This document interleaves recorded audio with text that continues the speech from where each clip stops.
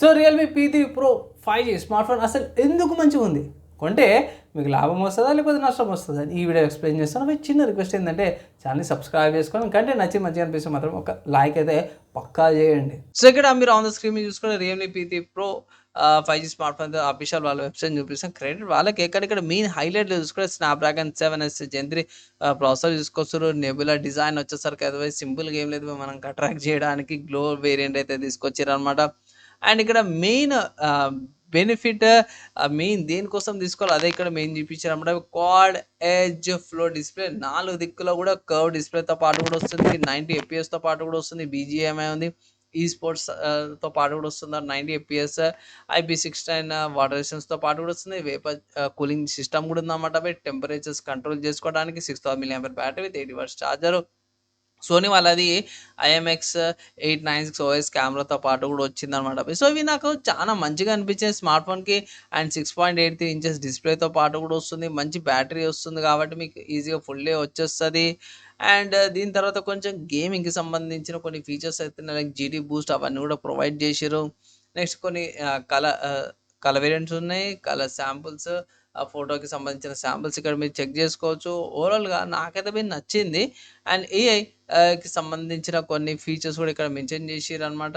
And also IP68, 69, 66 రేటింగ్స్తో పాటు కూడా వస్తుంది. అండ్ మిలిటరీ గ్రేడ్ షాక్ రెసిస్టెన్స్తో పాటు వస్తుంది. Realme UI 6.0 based on Android 15తో పాటు వస్తుంది. కొన్ని AI కి సంబంధించిన ఫీచర్స్ కూడా వీళ్ళు ప్రొవైడ్ చేస్తారు. In display fingerprint sensor, dual stereo స్పీకర్స్తో పాటు కూడా వస్తుంది అనమాట. సో అంతా బాగుంది కానీ ప్రైస్ ఎంత అంటే అఫీషియల్ వాళ్ళ వెబ్సైట్ చూసుకుంటే 25,000 ఉంది. ఇక్కడ స్పెసిఫిక్గా చెప్పుకోవాల్సింది ఎంతంటే నేను నెబులా గ్లో వేరియంట్ సెలెక్ట్ చేసిన. సో నెబులా గ్లో వేరియంట్కి 12GB RAM, 250GB storage variant వచ్చేసరికి 27,000 ఉంది. 8GB RAM 250GB storage variant వచ్చేసరికి 25,000 ఉంది. 8GB RAM 128GB storage variant వచ్చేసరికి 24,000 ఉంది.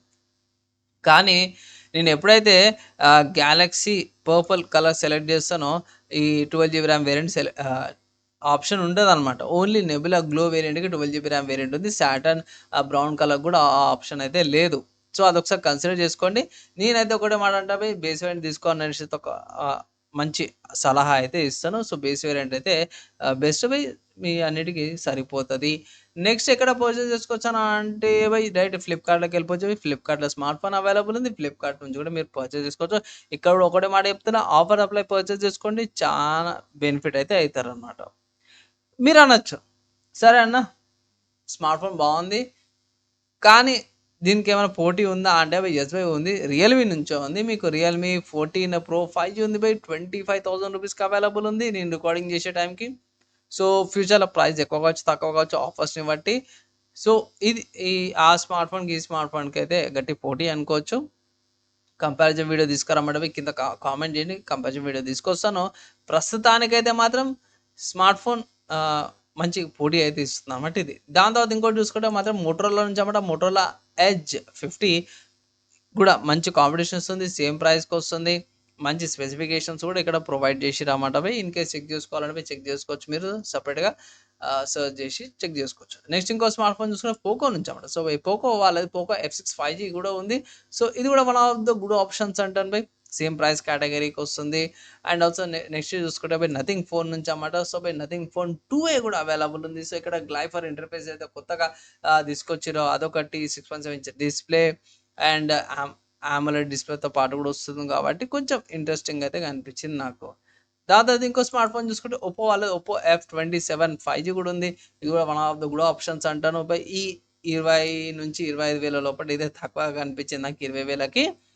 సో మీరేమనుకుంటారు ఈ లిస్ట్లో మీ ఒపీనియన్స్ ఏదో కింద కామెంట్ చేయండి. నేనైతే ఒకటే మాట అంటాను, ఎవరైతే గేమింగ్ కోసం స్మార్ట్ ఫోన్ కావాలి అనుకుంటారో సో గేమ్ ఆడాలనుకునే వాళ్ళకి ఇది one of the good options అంటాను. అండ్ ఆల్సో ఈ స్మార్ట్ ఫోన్ ఏదైతే ఉందో ఎవరైనా తీసుకోవచ్చు. కానీ ఎందుకంటే మోస్ట్లీ గేమింగ్ సెంట్రిక్ అయితే తీసుకొచ్చారన్నమాట. మీకు నార్మల్ యూజర్ అయినా బేసిక్ యూజర్ అయినా సరే కూడా ఈ స్మార్ట్ ఫోన్ని పర్చేస్ చేసుకోవచ్చు. మీ డే టు డే యాక్టివిటీస్ కానీ టాస్క్లు కానీ ఈజీగా చేసుకోవచ్చు అనమాట. ఇక్కడ ప్రాబ్లం ఇక్కడ కూడా ఉండదు అనమాట. ఓవరాల్గా one of the good smart phones అంటాను. కానీ స్పెసిఫిక్గా అయితే గేమర్స్కి బాగుంటుంది అనేసి అయితే ఒక రికమెండేషన్ అయితే చేస్తున్నాను. సో ఫ్రెండ్స్ ఇక్కడ మీకైతే ఈ స్మార్ట్ ఫోన్కి సంబంధించిన ఆల్టర్నేటివ్స్ చెప్పినాను. మీరు ఏ ఫోన్ కొంటారు, మీ ఒపీనియన్స్ ఏంటి, ఇంకా డౌట్స్ ఉన్నాయి, ఏమైనా క్వశ్చన్స్ ఉన్నాయి, ఏమైనా అర్థం కాలేదు అంటే కింద కామెంట్ చేయండి. మ్యాక్సిమం విత్ ఇన్ 1 డేలో లేకపోతే రిప్లై ఇంకా ట్రై చేస్తాను. ఈ వీడియోకి అయితే నెక్స్ట్ వీడియోలో కలుసుకుందాం.